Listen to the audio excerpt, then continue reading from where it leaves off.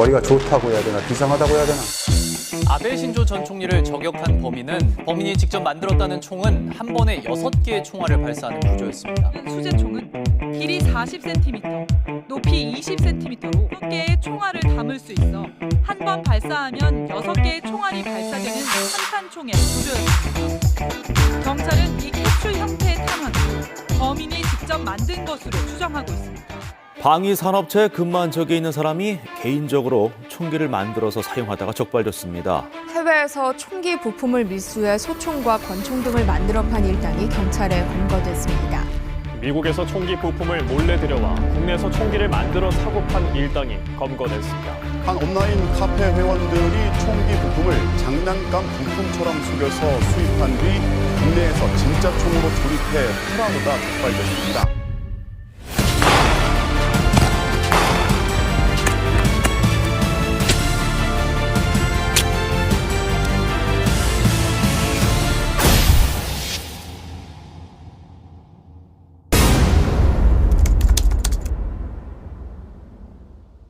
안녕하세요. 이상사 클래스 채널의 이상사입니다. 최근에 뉴스 보니까 엊그저께였던 것 같아요. 지금 총기 관련해서 굉장히 큰 이슈가 하나가 있는데 오늘은 그 이슈 관련해서 이야기를 한번 해보도록 하겠습니다. 우선은 제가 EOD 생활을 4년 정도 했었고, 그리고 그 과정에서 이제 폭발물에 관한 그런 업무를 교육 포함해서 교관 임무까지도 수행을 했었습니다. 그렇게 해서 탄이라든지 폭발물이라든지 총기에 관해서는 조금이나마 일반인들보다는 좀 더 많이 알고 있는 부분이 있죠. 우선 굉장히 좀 깨어 계신 분들인 것 같아요. 머리가 좋다고 해야 되나 비상하다고 해야 되나. 자, 택배로 받았잖아요. 자동차 부품, 장난감 부품이라고 그렇게 해서 택배를 받아서 부품들을 각각 조립을 해서 총을 완성한 걸로 알고 있습니다. 이거는 제가 지금까지 국내에서는 자기가 직접 사제 총기를 개발한 경우는 봤어요. 사제 총기를 개발한 경우를 봤는데 이렇게 직접 부품들을 거의 순정 형태로 가지고 와서 조립을 한 경우는 처음 봤습니다. 이거는 정말 놀랍죠. 범죄죠, 범죄. 총기의 원리가 의외로 굉장히 간단해요. 우선은 살상력, 파괴력 이거를 나타내기에는 아주 간단한 원리만 알고 있어도 총 만들기는 굉장히 간단합니다. 탄이 위험한 건 속도예요, 속도. 그래서 이제 공기총 같은 경우에는 공기의 압력으로 속도만 나가는 거잖아요. 그게 이제 에어소프트입니다, 에어소프트건. 지금 이 안에는 압력이 안 차 있어요. 근데 이제 장전을 하죠, 에어소프트건은. 근데 격발을 해도 지금 압력이 안 차 있으니까 안 나가는데 보시면 이렇게 약해져 있죠. 그럼 이러면 위험성이 없어요. 하지만 이 안에 압력이 들어가면 답이 달라지는 거죠. 압력을 가둬둘 수 있는 공간과 압력이 빠져나갈 공간에 물체만 잘 맞춰서 구한다면 쇠파이프 하나로도 총을 만들 수 있습니다. 하지만 살상력이 가능하려면 센 압력을 유지해야겠죠. 그래서 현재 법적으로 정해져 있는 압력이 있어요. 에어소프트건도 그 법적 기준에 맞춰야 되고요. 하지만 이거를 불법으로 개조한 사람들이 있어요. 그러면 불법으로 개조하게 되면 결국 피해를 보는 사람들은 누구냐? 건전하게 에어소프트를 즐기는 에어소프트 동호회들이 피해를 보죠. 내가 취미로 건전하게 법을 다 지키면서 이렇게 하시는 분들이 범법을 저지르는 사람들 때문에 이게 굉장히 큰 사회적 물의를 일으키죠. 제가 제일 이해할 수 없는 부분이 하나가 있었습니다. 그게 어떤 부분이었냐면 총기 부품을 외국에서 택배로 받아서 국내에서 제작을 했는데 거기에 연계된 사람이 총 7명, 그리고 그 중에 한 명이 현직 부사관이 있다고 하더라고요. 단지 유추해 본다면 실제 행동부로 옮긴 사람은 따로 있었고 그 과정 안에서 그 부사관이 참여를 했던 것 같아요. 그 부사관이 참여하게 된 계기를 제 나름대로 유추를 해본다면 총의 부품을 들여왔는데 이 총을 실제로 어떻게 조립을 하고 어떻게 완성이 됐는지 확인을 하려면 실제 총기를 눈으로 보고 확인을 해줄 사람이 필요했던 거죠. 그래서 가장 이걸 케어를 해줄 적절한 사람이 누구였을까 곰곰이 생각해 보면 현직 부사관이 아니었겠나. 분리해보고 사진 찍고 이렇게 해서 자료를 아마 넘기는 과정들에 연계를 해서 그렇게 진행이 되지 않았을까 유추해 봅니다. 근데 이 과정이 꼭 필요한 부분이잖아요. 근데 그거를 과연 그 부사관이 모르고 저질렀을까요? 이런 부분들을. 여기서 민감하게 이건 불법이다, 이건 안 된다라는 걸 명확하게 말을 해줘야 되는데 자기가 그 안에 포함되어 있다는 게 저는 그게 화가 납니다. 그래서 지금 이 상황에서 경찰이 수사가 들어가서 걸린 게 참 잘 됐다고 생각을 하고요. 굉장히 놀랐어요. 그분들이 이제 탄을 제작까지 했더라고요. 탄을 만드는 게 총을 만드는 것보다는 더 어려워요. 거기서 시도하다가 이제 끝난 건데 공포탄까지는 만들었다고 하더라고요. 조금 더 진행했으면 위험했을 수도 있어요. 그나마 다행인 게 그쪽에서는 화약에 대한 전문가가 없어서 다행이었던 거죠. 이 사람들이 또 열정적인 게 있었어요. 탄을 만들다 실패했잖아요. 이게 겁나 웃긴 게 주한미군 철수한 곳 있죠. 거기에 지뢰탐지기까지 사가지고 가가지고 거기서 지뢰탐지기로 주한미군이 놓고 간 탄들을 회수해가지고 그걸 가지고 있었더라고요.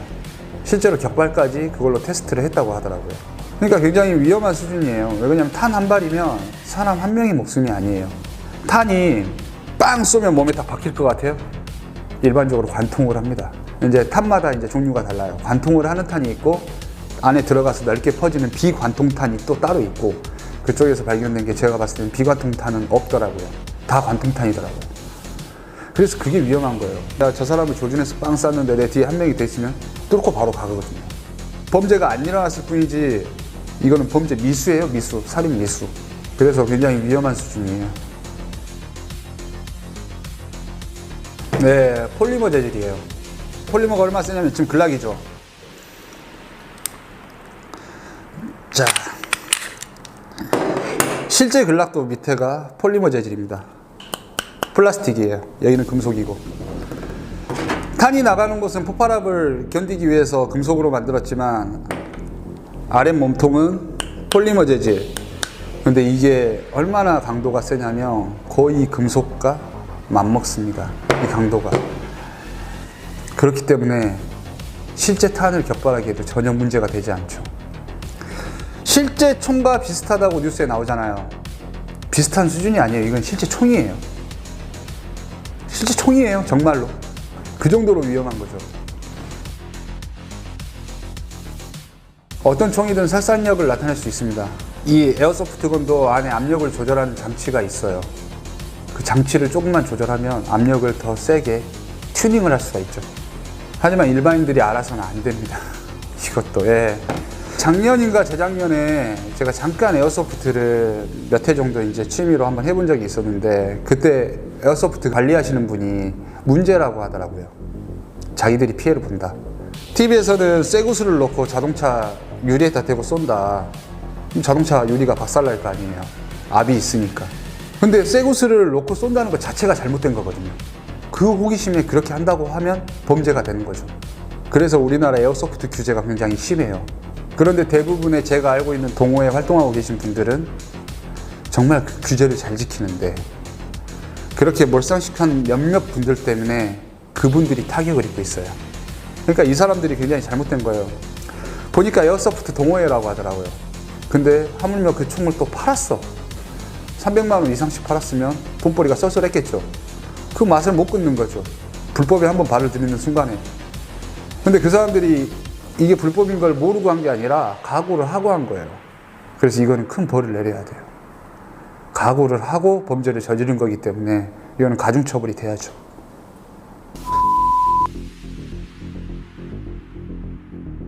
EOD 있을 때 우선은 처음 갔는데 선배님들이 너무 훌륭했어요. 그리고 또 다른 세계. 생활은 다 힘들지만 특성이 다 다르잖아요.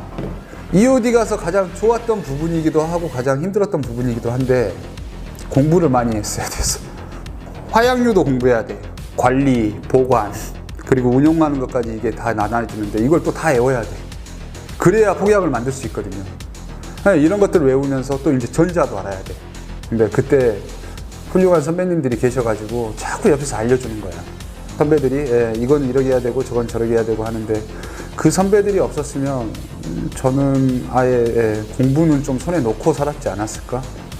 그나마 제가 이렇게 또 뭔가 사물을 좀 더 세심하고 주의 깊게 보는 이런 성격도 조금 만들어진 것 같고, 그리고 뭔가 분석할 때 원인을 먼저 분석해서 쪼개서 최대한 많이 쪼개서 확률적으로 좀 많이 계산하는 버릇이 EOD 생활을 하면서 제가 좀 많이 는 것 같아요. 그 모든 것들이 다 과정이었고, EOD 들어가는 순간부터 EOD 나오고, 또는 또 작전팀 가서 지금 또 사회생활 하면서까지 EOD뿐만 아니라 군생활의 모든 것들이 저한테는 경험이고 기회였고, 그리고 항상 좋은 추억으로 지금 남아 있습니다. 많죠. 하지만 실제 테러에 일어나는 폭발물은 단순합니다. 엄청 단순해요. 복잡하게 만드는 이유가 없어요. 근데 우리가 훈련하면서 최악을 생각해야 하기 때문에 우리는 엄청 복잡하게 연습을 하죠. 전자회로들이 다 들어가요. 현재 폭발물 테러의 수준이 굉장히 높아졌어요. 왜냐하면 제가 예전에 이제 교육을 할 때는 기본적으로 폭탄 테러라든지 또는 인질이라든지 영화 속에서 많이 보잖아요. 인질 조끼 입고 또는 이제 어디 갖다 놓는다든지, 그러면 그때는 이제 육안으로 식별이 순간적으로 돼도 장시간 그 자리에 머물러 있는, 또는 폭발물이 급격하게 막 여기저기 돌아다니지 않는 그런 폭발물들이 많았다면, 최근에 가장 위협이 되는 게 드론으로 공격하는 경우입니다. 그런데 드론에 별의별 드론이 있는 거 아세요?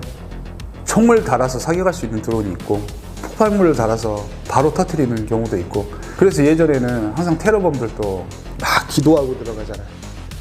이렇게 해야 되는데 자기도 긴장되고 천국으로 가게 해주세요 막 하면서 신을 위한 행위를 막 했는데, 요즘은 그런 게 없어요.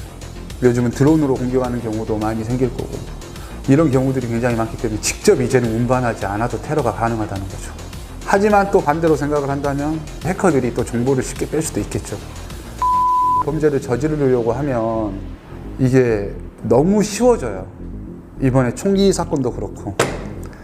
근데 이게 좋은 경험이었어. 아직 사건이 안 터졌잖아요. 사건이 터졌다면 이거를 통해서 이제 엄청 사회적 무리가 있었겠죠. 근데 구독자님들한테 제가 말씀드리고 싶은 게, 절대 따라하지 마세요. 총기류든 도검류든 폭발물이든 여러분들이 그냥 호기심이라도, 저는 어린 친구들 또는 성인이든 절대 이런 부분들은 손을 안 댔으면 좋겠습니다. 여러분들의 생명에도 자칫 잘못하면 여러분뿐만 아니라 주변에 있는 누군가가 크게 다칠 수도 있어요. 손을 대서도 안 되고 다른 생각을 절대 갖지 마세요. 폭발물은 전문 업체에서, 총기류나 이런 것도 군이나 경찰에서, 일반인들은 가정에서 이렇게 생활하는 게 가장 베스트입니다. 자, 그러면 이제 여기서 마무리하도록 하겠습니다. 자, 지금까지 이상사 클라스 채널의 이상사였습니다. 다음 시간에 뵙겠습니다.